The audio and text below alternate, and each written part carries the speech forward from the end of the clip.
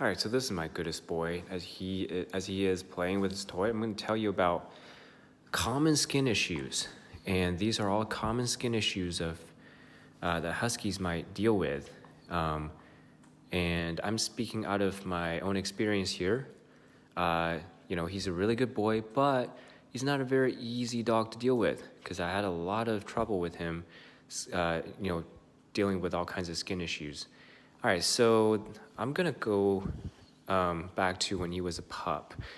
The first thing you might notice on your dog is, and by the way, this is not substitute for medical advice, so you want to check with your vet if it's something more serious than what I'm talking about here. Okay, the first one is basically a skin rash or a skin itch. And this is very common. What you're going to see is here are the symptoms you're looking for. The first one is they're scratching a lot. So you'll see them trying to scratch certain spots. And if it's really severe, they might even have loss of hair. And, you got to check, because Huskies have such thick coats, you have to check their skin. So what it is, their natural skin color is usually some sort of like light pink, right? And then what you want to check for are patches where it gets maybe inflamed, it will turn more red, and in some cases even darker. And in some cases, if they're biting and scratching really hard, they might actually even bleed. And trust me, I've seen all of that. My goodest boy over here, one time he was scratching so hard that basically it was actually bleeding to the point it was bleeding. It was some sort of usually there's some sort of allergies is going on, and it could also be something that they're eating.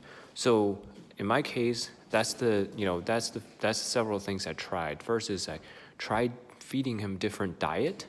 That actually didn't help when he was younger, and eventually what I figured out is I was giving him too many baths. So I was taking him to the dog wash. Is it called a dog wash, or kind of thinking about a car wash? But yeah, basically these pet stations where you can wash your dogs, and sometimes you drop them off at the groomers. So that's the first thing you want to check for. Okay, so if you just push their skin, the coat aside, and you can dig into it, and you'll be able to see if obviously he's healthy, so it's all fine. But you're gonna start to see if something isn't right. You're gonna start to see that getting patchy, getting red and stuff like that. Okay, so eventually what I did was I basically just stopped giving him so many baths, and that just immediately cleared up. And I know it's counterintuitive because as humans we take a bath every day, sometimes even multiple times a day, or but relatively often. But these guys don't need that many baths. It will actually hurt their skin. The second thing is be very careful with the kind of soap you're using. I think there's too much emphasis on hypoallergenic and sensitive skin and all that kind of stuff. My rule of thumb is just don't go crazy on it. Just look for the very basic dog wash. Try a few different brands and see which ones stick. It's not very complicated. Don't fall for these marketing gimmicks, because I will tell you, one of the soaps I've had that actually caused him most allergies was actually branded a sensitive skin, a type of soap. So that's that. The second thing that you might see quite often on these guys is they might actually get their coat. Usually their coat is like a little bit shiny. At least it doesn't look very dull. But if you start to notice the fur gets uneven, gets really patchy, and gets really rough, that you wanna pay attention to that. So what happened with my boy, there was a period of time he was quite stressed out because we had just changed a location after quite a while. So it was kind of I guess, the first major change in location. We had just moved out of the house to a new place. So he was kind of very stressed out. I don't want to say for no reason, because, but to him it was a big deal because he grew up in the previous house pretty much. And so that was a big time stressor. And on top of that, I think he had some kind of stomach issues, related to, probably a gut dysphoria type of situation where there's not enough probiotics. And at the same time, I think he was just also not eating very well. I had just switched over also to a new brand of kibbles at the time, which I thought was a better brand. Silly me. And because it was more expensive and it smelled better, okay? Literally, it was a more expensive brand. It had it smelled really good and all that kind of stuff. So, but it doesn't mean it's healthier. So all of those things combined, he wasn't doing very well with his coat. I could see his coat getting a little bit more, it sheds a little bit more, and the coat isn't as shiny and all that kind of stuff. So I very quickly course corrected.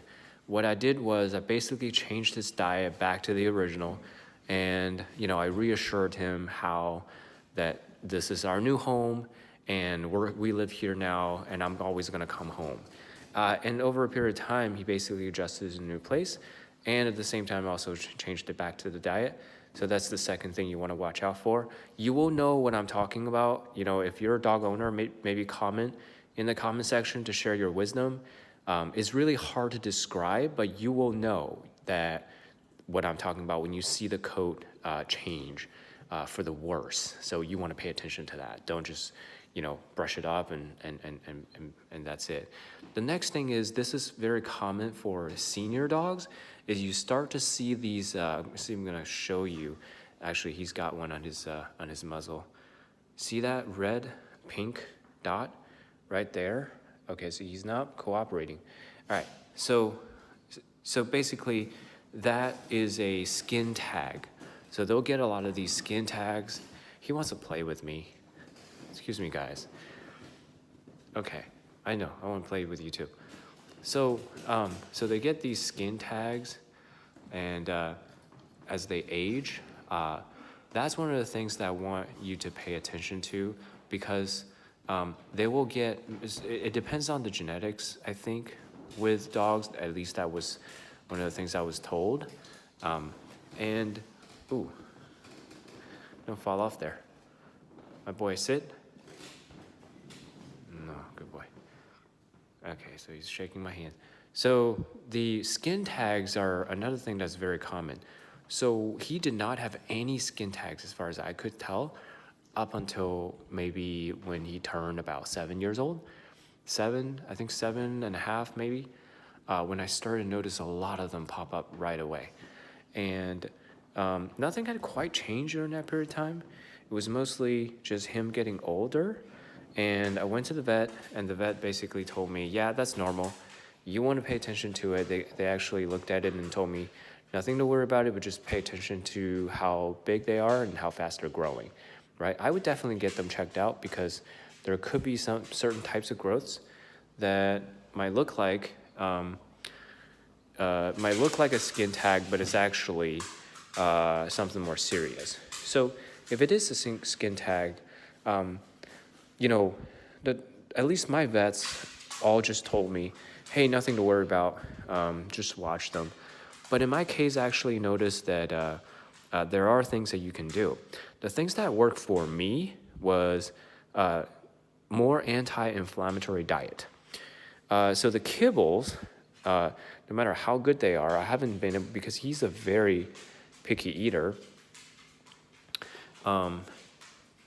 So he's a very picky eater, and I've tried so many different brands with him, but I have not been able to find any, come here, boy.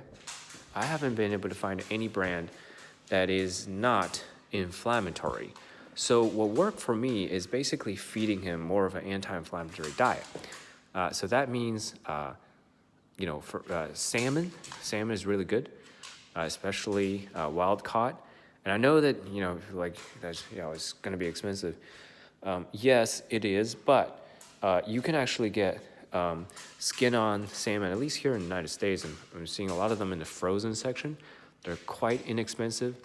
Some of them are actually even cheaper than what do you call it? Than even the ground turkey.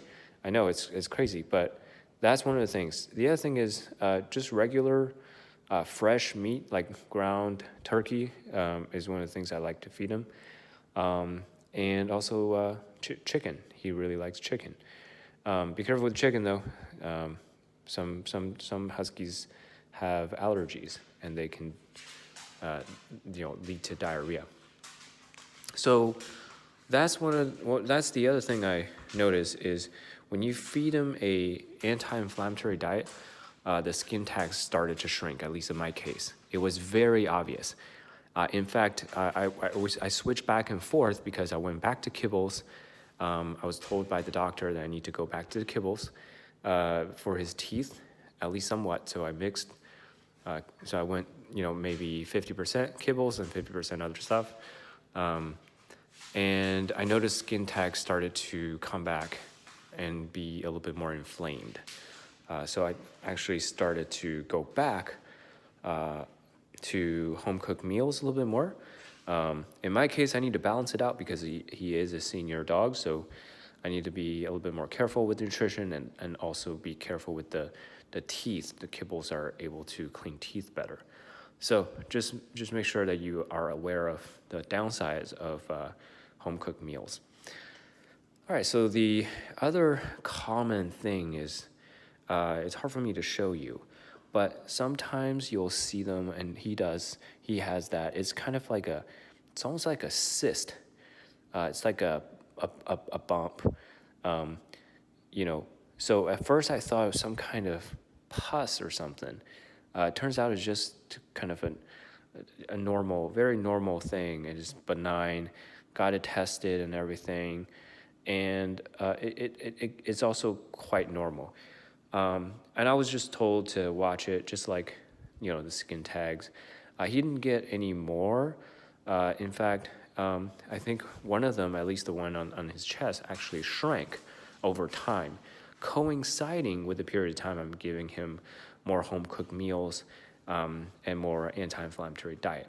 I'm not suggesting that every dog is the same, but I'm just sharing what worked for me because, as you can tell, it's what I've been talking for 13 minutes now almost. So I did have to deal with a lot of these skin issues. All right, one more that is very common in dogs of all ages is you'll see that they sometimes lick their paws. And if you look at their paws, between their fingers start to get a little bit red or a darker pink or like a really irritated, pink. That oftentimes is allergies. I've seen that quite a bit, and especially when they start licking, nonstop, you want to pay attention to it. So what worked for me is, first of all, I clean his paws sometimes to just make sure that I get some of the allergens off of him. And the other thing is basically watch him where he's been going. And what I noticed one time was he was going into these this part of the yard, and there's some I don't know what they are. They look like they could have been poison ivy. I don't think they're poison ivy. I didn't go to that part. It's kind of at the corner of the yard, and the weed control company came in next time and sprayed it, so it was, I guess they all died. But I did notice over a period of time he was going into that corner and dig a lot. So, because I don't know, he's a dog, right? So that might be the reason. So watch your dogs, see what's going on. Sometimes they get in trouble and they get their paws into something that is causing allergies, and that could be a problem. All right, so those are the key things that I think a Husky owner should be aware of. It happens more often than you think, at least in my case. Every year I'm dealing with some kind of skin issue. And this year, I think he's been doing pretty good, except just the skin tags or, as he's getting older. And I think I figured that one out too. He's no longer having those issues. It's not bothering him anymore. And actually the skin tags that I'm tracking are actually shrinking on him. So all are great signs. All right. And again, I hope this is helpful. I don't know, if it's just me. I just want to share these things that, I have observed on my dog. If you're here, give me a like, subscribe, and yeah, nothing else. Have a good day.